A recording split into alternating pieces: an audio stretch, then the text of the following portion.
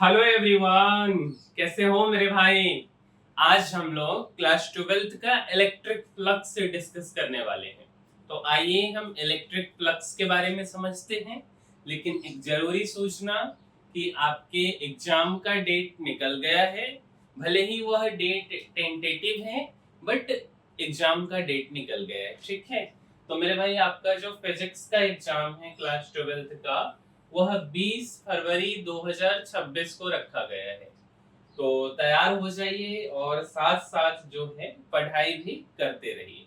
तो चलिए हम लोग शुरू करते हैं इलेक्ट्रिक फ्लक्स, ठीक है।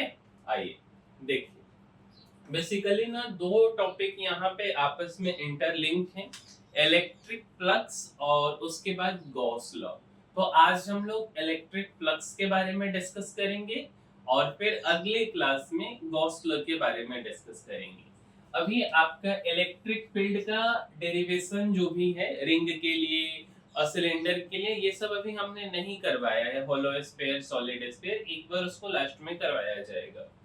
तो सबसे पहली बात कि अगर हम इलेक्ट्रिक फ्लक्स पढ़ना चाहते हैं ना, तो हमें एरिया के बारे में पता होना चाहिए। और हम उम्मीद करते हैं कि एरिया के बारे में हर किसी को पता होगा। लेकिन क्या केवल एरिया जानना ही काफी है? तो उत्तर है मेरे भाई, नहीं। एरिया के साथ साथ आपको एरिया वेक्टर के बारे में भी पता होना चाहिए। तो सबसे पहले हम बात करते हैं एरिया के बारे में और दूसरा बात करते हैं एरिया वेक्टर के बारे में। एरिया को हम लोग कैपिटल ए से रिप्रेजेंट करते हैं और कोई भी क्वांटिटी को जब हमें वेक्टर बनाना होता है तो माथा पर एक वो तीर लगा देते हैं, ठीक है। तीर को इंग्लिश में एरो बोलते हैं। जैसे मान लीजिए कि मेरा नाम कुणाल है और हम बोलते हैं कि कुणाल एक स्केलर क्वांटिटी नहीं बल्कि एक वेक्टर क्वांटिटी है, तो कुणाल के माथा पर ऐसे तीर लगा दीजिए। उसी तरीके से अगर एरिया को मुझे वेक्टर बनाना है, एरिया के माथा पर तीर लगा दी। थोड़ा सा पुरानी क्लास में चलते हैं, बचपन की क्लास में। अगर आपको एक स्क्वायर दिया हुआ है, स्क्वायर तो पता होगा ना, जिसका लेंथ और ब्रेथ सब बराबर होते हैं। तो स्क्वायर दिया है और उसका साइड क्या है, ए है। क्लियर है? अच्छा, अगर आपसे एरिया पूछा जाए तो एरिया ऑफ स्क्वायर क्या होता है, साइड स्क्वायर, साइड गुने साइड। तो इसका साइड ए है तो ए गुने ए, तो A for area, capital A for, और कैपिटल ए एरिया बराबर side A into A which is a square. तो यह तो एरिया निकल गया। क्लियर है? अच्छा, बात आता है कि एरिया कैसा क्वांटिटी है, स्केलर क्वांटिटी की वेक्टर क्वांटिटी, स्केलर क्वांटिटी। तो एरिया के पास केवल मैग्नीट्यूड होगा, कोई डायरेक्शन तो नहीं होगा ना। तो स्केलर क्वांटिटी है और केवल इसके पास मैग्नीट्यूड है। अच्छा, अब समझिए। लेट अस सपोज ना, ये आपका स्क्वायर है, साइड आपका इधर ए है, इधर भी साइड आपका ए ही है, ठीक है। अब हम क्या करते हैं ना, ऐसे समझिए कि ये बोर्ड को ना अभी के लिए आप स्क्वायर मान लीजिए, और ये जो हमारा स्टाइलस है ना, ये बेसिकली क्या है, तो परपेंडिकुलर लाइन है बोर्ड में, ठीक है। उसी तरीके से हम बोल रहे कि यह जो लाइन है ना, यह स्क्वायर में परपेंडिकुलर लाइन है और इसको हमने एन कैप बोला है। क्या बोला है? N cap. अच्छा, कैप के बारे में हमने कल भी बताया आपको। यह जो एन कैप होता है ना, यह यूनिट वेक्टर होता है और यह बताता है कि प्लेन की परपेंडिकुलर है। तो एन कैप क्या है? तो यह एक यूनिट वेक्टर है जो कि परपेंडिकुलर टू प्लेन है। क्लियर? अच्छा, और वेक्टर ए क्या है? तो एरिया वेक्टर है। तो हमने आपको बोला कि किसी के माथे पे तीर लगा दीजिए तो यह एरिया वेक्टर हो जाएगा। तो ए फॉर एरिया और इसके ऊपर तीर लगा दिए तो एरिया वेक्टर। तो यहाँ तो ए स्क्वायर हो जाएगा और ये जो एन कैप है ना, इससे जो है बेसिकली क्या हो जाएगा, मल्टीप्लाई हो जाएगा, ठीक है। तब हम क्या बोलेंगे कि अब जो है एरिया वेक्टर के पास में मैग्नीट्यूड भी आ गया है और डायरेक्शन भी आ गया है। इतना बात समझ आ गया? अच्छा, अब समझिए, एक दो एग्जांपल देख लेते हैं। लेट अस सपोज ना, ये जो फिगर आप देख रहे हो ना मेरे भाई, यह सर्कल है। क्या है? सर्कल है, गोला है। अच्छा, सर्कल का रेडियस हमने लिया है कैपिटल आर, ठीक है। और ये वाला जो लाइन है ना एन कैप, यह सर्कल के परपेंडिकुलर है। हम इसको क्या बोलेंगे, unit vector perpendicular to the plane of circle. अच्छा, क्लियर।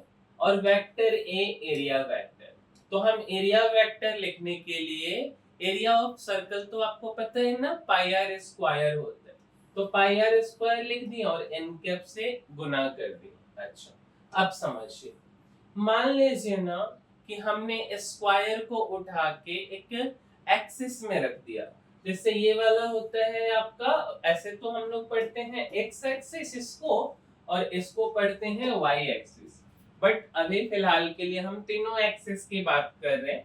तो हम बोल रहे हैं कि ये वाला वाई एक्सिस है, ये वाला जेड एक्सिस है, और ये वाला आपका एक्स एक्सिस, ठीक है, क्लियर। अच्छा, एक बात और आपको पता होगा कि वाई एक्सिस को क्या बोला जाता है वेक्टर के दुनिया में, जे कैप, जेड एक्सिस को के कैप, और एक्स एक्सिस को आई कैप बोला जाता है, ठीक है। क्या बोला जाता है, आई कैप। अब हमने एक स्क्वायर लिया है, इसके साइड है 2, ठीक है, कुछ भी सेंटीमीटर मीटर कुछ भी मान लीजिए, और हम बोल रहे हैं कि इस स्क्वायर को मेरे भाई आपको किस प्लेन में रखना है, तो x और इधर वाला y, एक्स वाई प्लेन में। तो इसका जो परपेंडिकुलर लाइन होगा विच इज k कैप, मतलब यह ऊपर की तरफ होगा, ठीक है। तो अगर मुझे एरिया वेक्टर लिखना है, तो एरिया ऑफ स्क्वायर कितना, 4, और एरिया वेक्टर के टर्म में यूनिट वेक्टर भी इसे मल्टीप्लाई करना होता है परपेंडिकुलर टू प्लेन, तो हमने यहाँ पे k कैप लिख दिया। यह बात समझ आई आपको, समझ आ गई होगी। अब आगे समझिए, देखिए एक दो और एग्जांपल देख लीजिए ना मेरे भैया, यह y एक्सिस है, यह x एक्सिस है, ये वाला लाइन, ठीक है, और ये वाला लाइन आपका z एक्सिस है। अभी हमने आपको बताया y एक्सिस मतलब j कैप, z एक्सिस मतलब k कैप, x एक्सिस का मतलब i कैप। हमने एक स्क्वायर लिया है और स्क्वायर को रखा है एक्स वाई प्लेन में। कौन से प्लेन में मेरे भाई, स्क्वायर को हमने रखा है एक्स वाई प्लेन में। अच्छा, अब हमने ना स्क्वायर नहीं है, सॉरी स्क्वायर नहीं है, इसको रेक्टेंगल कर लो फिलहाल, ठीक है, स्क्वायर नहीं। अच्छा, हमने रेक्टेंगल लेके एक्स वाई प्लेन में रखा, बोल रहे कि रेक्टेंगल का लंबाई a है और चौड़ाई इसका क्या है, तो b है। एरिया क्या होता है, एरिया ऑफ रेक्टेंगल, तो लेंथ गुने ब्रेथ होता है एरिया ऑफ रेक्टेंगल, ठीक है। अच्छा, तो अगर मुझे इसका वेक्टर लिखना है, तो वेक्टर a बराबर a इंटू बी, साथ साथ में area vector perpendicular to plane, मतलब कि k कैप। यह बात समझ आई क्या, सिंपल है, बच्चे वाली चीजें हैं। अब समझिए, आप एरिया और एरिया वेक्टर समझ गए, अब आपको क्या समझना है, तो अब आपको इलेक्ट्रिक फ्लक्स समझना है। सबसे पहली बात मेरे भाई, हर चीजों का एक रिप्रेजेंटेशन होता है। जैसे अगर हम आपको बोलेंगे ए स्टार, तो आप ऐसे लेके ऐसे कर देंगे, ऐसे तो नहीं लिखेंगे ना स्टार। अच्छा, अगर हम आपको हैश बोले, तो आप ऐसे लिख देंगे। उसी तरीके से अगर हम आपको इलेक्ट्रिक फ्लक्स बोलते हैं फिजिक्स के दुनिया में, तो आपको फाई लिखना है। क्या लिखना है, फाई, मतलब है वो सर्कल बना के उसका पेट काट देना है, ठीक है, PHI उसको बोलते हैं फाई, ठीक है। तो इलेक्ट्रिक फ्लक्स को फाई से रिप्रेजेंट किया जाता है, डिनोट किया जाता है, उसका पहचान है। अच्छा, वेक्टर E होता है मेरे भाई electric field intensity. Vector E क्या होता है, इलेक्ट्रिक फील्ड इंटेंसिटी। और वेक्टर S क्या हो गया, तो एरिया वेक्टर। और हमने फाई के बारे में क्या बोला है, तो फाई के बारे में बोला है कि फाई इलेक्ट्रिक फ्लक्स है। तो फाई बराबर क्या हो जाएगा, एरिया वेक्टर और इलेक्ट्रिक फ्लक्स का डॉट प्रोडक्ट। देखो हमने वहां मल्टीप्लाई बोला था, ठीक है, बट वेक्टर की दुनिया में वेक्टर की दुनिया में अगर कहीं पे डॉट लिखा है तो उसको हम डॉट प्रोडक्ट बोलते हैं, और क्रॉस ऐसे लिखा है तो हम इसे क्रॉस प्रोडक्ट बोलते हैं। इस बात को केवल आपको ध्यान में रखना है, एक डॉट प्रोडक्ट है और एक क्रॉस प्रोडक्ट है, ठीक है। 11th क्लास में आप लोग पढ़े होंगे। तो फाई बराबर क्या होगा, तो vector E dot vector S. मतलब इलेक्ट्रिक फ्लक्स का डेफिनेशन बोलना हो आपको अपनी भाषा में क्या बोलेंगे, dot product of electric field intensity and area vector. तो हमने यही लिखा है कि electric flux which is equal to dot product of electric field intensity and area vector. अब देखो डॉट प्रोडक्ट को कभी हम तोड़ते हैं ना, तो ES लिखा है ना, तो यहाँ पे cos थीटा आ जाएगा। मतलब कि फाई बराबर क्या आ जाएगा मेरे भाई, तो ES cos थीटा, ठीक है। अच्छा, अब समझिए, अगर यहीं पे डॉट की जगह क्रॉस रहता मान लेते हैं, तो यह cos थीटा के जगह पे sin थीटा आ जाता। तो अगर हम इलेक्ट्रिक फ्लक्स को थोड़ा सा और ब्रेक करें, तो फाई बराबर ES cos थीटा, क्या हमने बोला, फाई बराबर ES cos थीटा। याद रखिएगा इलेक्ट्रिक फ्लक्स फाई बराबर ES cos थीटा। अच्छा, अब समझिए दूसरी बात क्या है कि फाई बराबर हमने vector E dot vector S लिख दिया, इसका यूनिट भी लिखेंगे ना।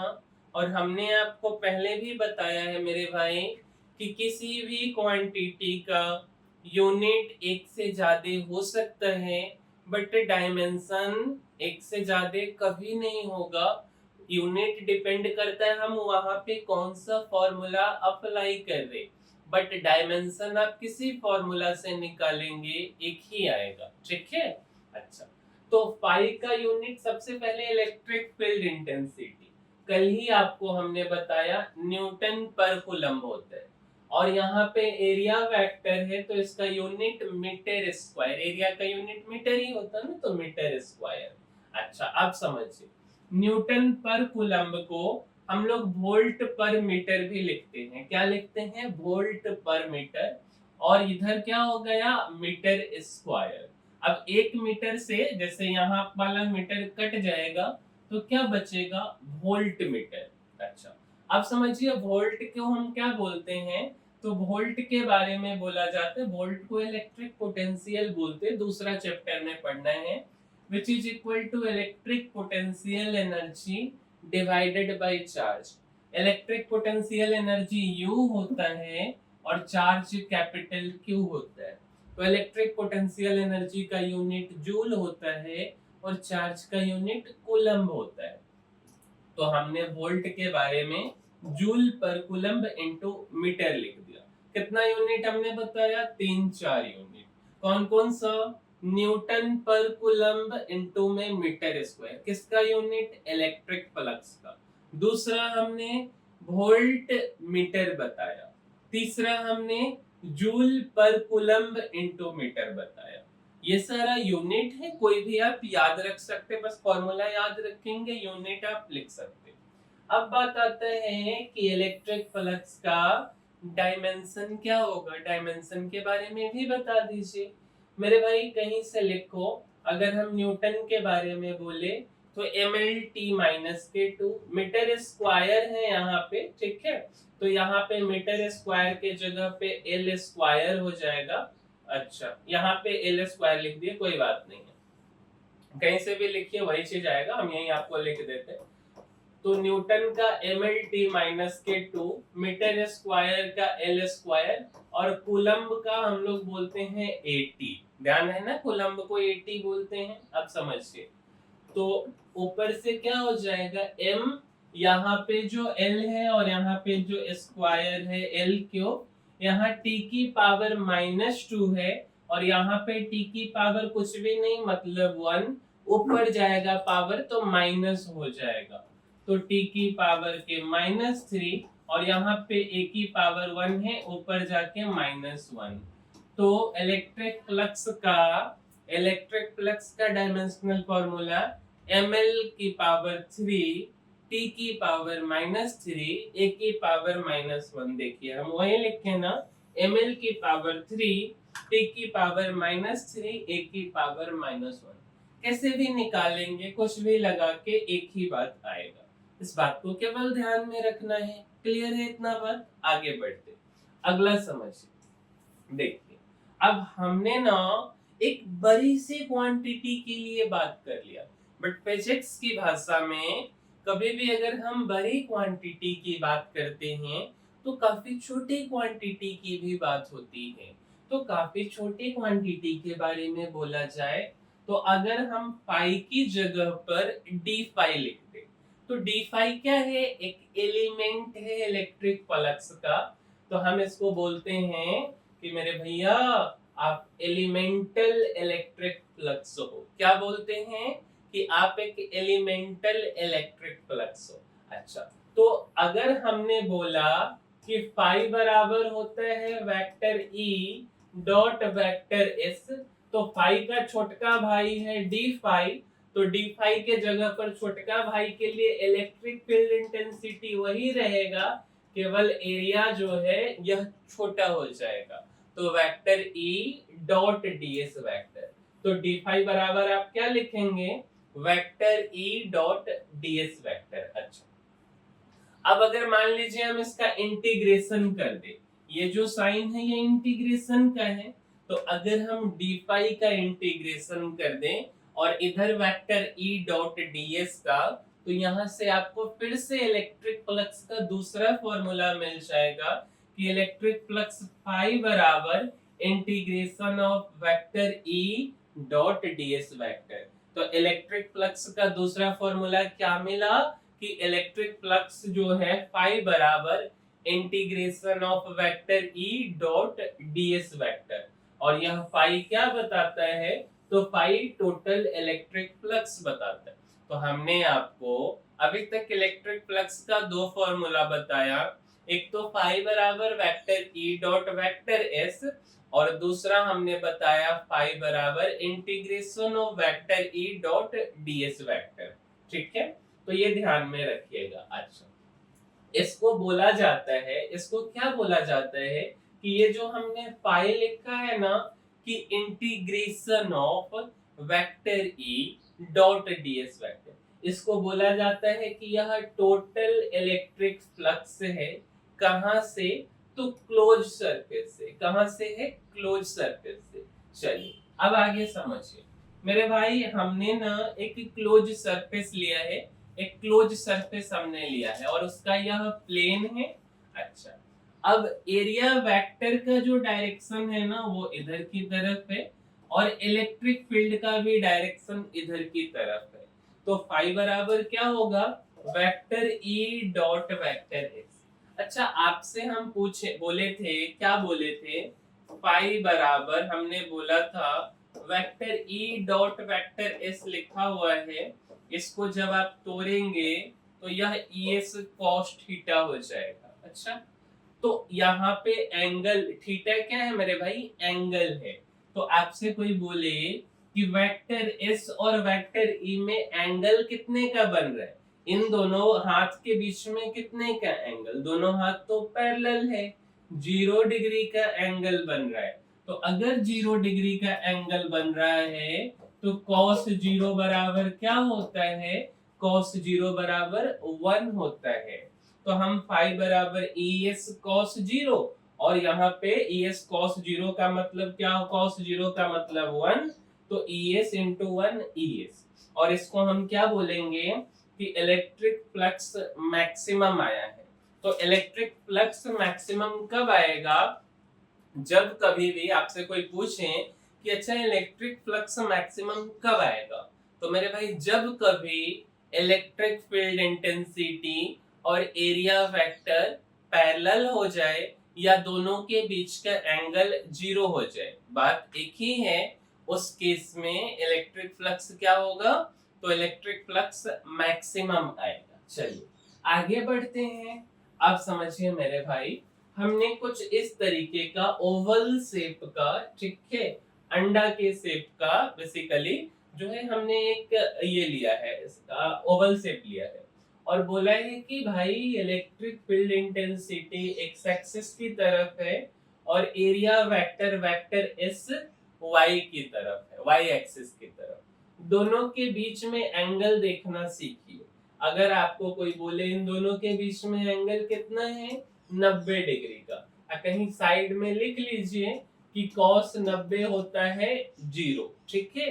तो फाई 90 और cos थीटा बराबर cos 90 जो कि 0। अब तो फॉर्मूला लगाना है कि फाई बराबर vector E dot vector S, तोड़ेंगे एस cos थीटा और यहाँ पे 0, तो फाई का वैल्यू 0 आ गया। तो आपको ध्यान में रखना है कि आपसे कोई पूछे कि इलेक्ट्रिक फ्लक्स 0 कब आएगा, तो मेरे भाई जब इलेक्ट्रिक फील्ड इंटेंसिटी और एरिया वेक्टर के बीच का एंगल 90 डिग्री हो जाता है, उस केस में जो है आपका इलेक्ट्रिक फ्लक्स 0 आ जाएगा। अगला समझिए, लेट अस सपोज मेरे भाई हमने कुछ इस तरीके से सर्कल लिया है, सर्कल तो नहीं है, इस तरीके का फेस है। अब इलेक्ट्रिक फील्ड इंटेंसिटी हम बोल रहे हैं कि एक्स एक्सिस की तरफ है, और हमने इसको बोला है कि यह पॉजिटिव एक्स एक्सिस की तरफ इलेक्ट्रिक फील्ड इंटेंसिटी है, और एरिया वेक्टर के बारे में बोला कि यह जो है एक्स एक्सिस की तरफ ही है, बट नेगेटिव एक्स एक्सिस की तरफ एरिया वेक्टर है। सिंपल भाषा में बोले तो दोनों एक दूसरे के अपोजिट हैं, दोनों के बीच में एंगल कितना का बन रहा है, 180 डिग्री का। याद रखिए कि cos 180 -1 होता है, और इसको हम लोग रेडियन के टर्म में पाई भी बोलते, तो cos पाई का वैल्यू -1, तो थीटा यहाँ पे पाई के बराबर है, तो cos थीटा बराबर cos पाई, तो cos थीटा का वैल्यू आ गया -1। तो यहाँ पे पाई बराबर vector E dot vector S क्या होगा, ई एस cos थीटा, और ई एस cos थीटा में cos थीटा हो गया -1, तो हम फाई बराबर E S minus E S लिख सकते हैं। तब इसी को हम बोलते हैं कि फ्लक्स मिनिमम है, तो फ्लक्स मिनिमम बराबर -ES। मतलब अगर आपसे कोई पूछता है कि भाई ऐसा करो कि एक कंडीशन बताओ जिस कंडीशन में इलेक्ट्रिक फ्लक्स मिनिमम हो जाए, तो आपको क्या बताना है कि यह वह कंडीशन है जिसमें इलेक्ट्रिक फील्ड इंटेंसिटी और एरिया वेक्टर दोनों के बीच का एंगल 180 डिग्री हो जाए। मतलब हमने आपको इलेक्ट्रिक फ्लक्स में 3 केस बताया है। पहला केस क्या बताया है कि इलेक्ट्रिक फ्लक्स जो है मैक्सिमम कब होगा, तो जब एरिया वेक्टर और इलेक्ट्रिक फील्ड इंटेंसिटी के बीच का एंगल 0 डिग्री हो जाए। और इलेक्ट्रिक फ्लक्स 0 कब होगा, तो जब एरिया वेक्टर और इलेक्ट्रिक फील्ड इंटेंसिटी के बीच का एंगल 90 डिग्री का हो जाए। और इलेक्ट्रिक फ्लक्स मिनिमम कब होगा, तो जब इलेक्ट्रिक फील्ड इंटेंसिटी और एरिया वेक्टर के बीच का एंगल 180 डिग्री का हो जाए। तो आप यह तीनों केस समझ गए होंगे। अब समझिए, मान लीजिए ना मेरे भाई कि कुछ इस तरीके का हमने शेप लिया है, क्लियर है। अच्छा, अब बोल रहे कि electric field intensity X axis की तरफ है, क्वायल है, इस शेप को क्वायल बोला जाता है, COIL, ठीक है, क्वायल बोला जाता है। अच्छा, और बोल रहे कि एरिया वेक्टर ना इस बार न 0 है, ना 90 है, ना 180 है, कोई एंगल थीटा है। शायद हो सकता है वह 45 भी हो सकता है कि वह 60 भी हो सकता है कि वह 75 हो। 75 नहीं होगा, क्योंकि जो हमारे डेली लाइफ में मुंह पे होता है, जिसका वैल्यू याद होता है, वही दिया जाता है, और अगर देगा तो उसका वैल्यू उसको देना पड़ेगा। तो हम बोल रहे हैं कि इस बार इलेक्ट्रिक फील्ड इंटेंसिटी और एरिया वेक्टर के बीच में कुछ अननोन एंगल थीटा है। उस केस में आप फ्लक्स कैसे निकालोगे मेरे भाई, फॉर्मूला तो एक ही है, फाई बराबर vector E dot vector S, और जब हम इसको ब्रेक करेंगे तो हम क्या बोलेंगे, ई एस cos थीटा, यही बोलेंगे ना। तो फाई बराबर ई एस cos थीटा, बस अब थीटा का जो वैल्यू आएगा उस हिसाब से इसको पुट कर देंगे। और वेक्टर एस यहाँ पे एरिया वेक्टर है, और इसके बारे में ही बोला जाता है कि यह ही एरिया ऑफ गॉसियन सरफेस है। क्या बोला जाता है कि जो वेक्टर एस है यह एरिया ऑफ गॉसियन सरफेस है। अब हमने आपको गॉसियन सरफेस नहीं पढ़ाया, बस एक नाम आपके दिमाग में छाप छोड़ने के लिए हम आपको छोड़ दिए। बट अगले क्लास में गॉस के बारे में ही बात करेंगे, गॉस लॉ के बारे में ही बात करेंगे विस्तार पूर्वक। बट उम्मीद करते हैं कि आपको हमने इस वीडियो में 3 बातें बताई। एक तो आपके पुराने बात एरिया के बारे में रिवीजन कराया, दूसरा हमने एरिया वेक्टर आपको समझाया, और उसके बाद हमने इलेक्ट्रिक फ्लक्स समझाया, और तीनों बात आपके दिमाग में पूरा सेट हो गया होगा। और अगर आपको हमारा यह वीडियो पसंद आया है, वीडियो अच्छा लगा है, अगर हमने कुछ वैल्यू एडिशन आपके लाइफ में किया है, कुछ आपको सिखाया है, तो आपको हमें सपोर्ट करने की जरूरत है। और इसके लिए आपको क्या करना है, तो हमारे इस वीडियो को लाइक कर देना है, साथ साथ हमारे चैनल को सब्सक्राइब भी करना है, और अपने मित्रों तक यह वीडियो को शेयर करके पहुंचाइए। मिलेंगे हम किसी अगले वीडियो में। इस वीडियो में इतना ही। तब तक के लिए धन्यवाद मेरे भाई।